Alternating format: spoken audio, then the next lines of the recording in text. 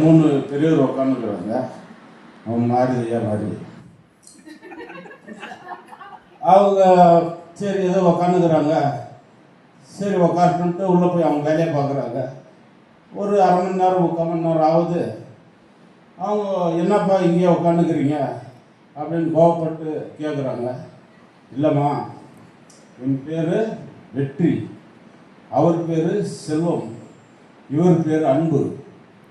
நாங்கள் இலப்பாரத்துக்கோசரம் உக்காந்துக்கிறோங்க, நாங்கள் வேறு இடத்துக்கு போகணும் அப்படின்னு சொல்கிறாங்க. சரி, ரொம்ப டயர்டாக இருக்கிறீங்க, ஏதாவது சாப்பிட்றீங்களான்னு கேட்குறாங்க அந்த பெண்மணி. அவர் வந்துன்னு, நீங்கள் சாப்பிட கூப்பிடுங்க, யாராவது ஒருத்தர் தான் நாங்கள் வருவோங்க, வந்து உங்களுக்கு என்ன வர வேணுமோ அதை கேளுங்க, நான் தரேன்னு சொல்கிறாங்க.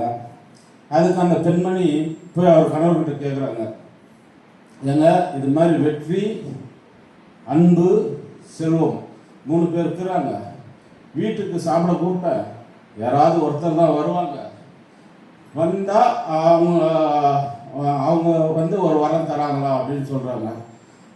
அதுக்கப்புறம் அந்த கணவர் வந்துன்னு, நம்ம செல்வத்தை கூப்பிடு சாப்பிடலாம், அவரை சாப்பிட வச்சிங்களன்னா நமக்கு செல்வம் பெருகும், நம்ம நல்லா இருக்கலாம் அப்படின்னு கணவர் சொல்கிறாரு. இல்லை இல்லை வேணாங்க, வெற்றியை கூப்பிட்டு சாப்பிட வைக்கலாம், வெற்றி சாப்பிட்டாருன்னா நம்ம வெற்றி மேலே வெற்றி அடையலாம் அப்படின்னு ஒய்ஃப் சொல்கிறாங்க.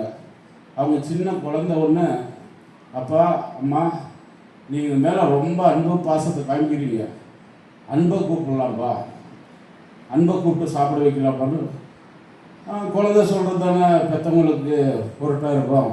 சரிம்மா நீ சொன்னபடி அன்பை கூப்பிடலாம் அப்படின்னு அன்பை கூப்பிட்றாங்க சாப்பிட்றதுக்கு வீட்டுக்கு. அன்பு கூட செல்வமும் வெற்றியும் வராங்க. ஐயா நீங்கள் ஒரு ஆள் தானே வரீங்க, நீங்கள் 3 பேர் வரீங்களே என்ன அப்படின்னு கேட்குறாங்க அந்த அந்த அவங்க. அதுக்கு அந்த அன்புன்றவர் சொல்கிறாரு, நீங்கள் வெற்றியை கூட்டின்னு இருந்தால் வெற்றி மட்டும்தான் வரும், செல்வத்தை கூட்டின்னு இருந்தால் செல்வம் மட்டும்தான் வந்திருப்பார், நீங்கள் கூட்டுது அன்பை, நாங்கள் எல்லாம் வந்து அன்போடு இருப்போம், செல்வம் வரும் போகும், வெற்றியும் வரும் போகும், அன்பு தான் நிலைத்திருக்கும். இந்த கதையில் சொல்லலான்னு யோசனை செஞ்சீங்க. அன்பை பகிர்வோம், திருப்பி வரலன்னா கூட பரவாயில்ல, அன்புடன் இருப்போம். அனைவருக்கும் நன்றி.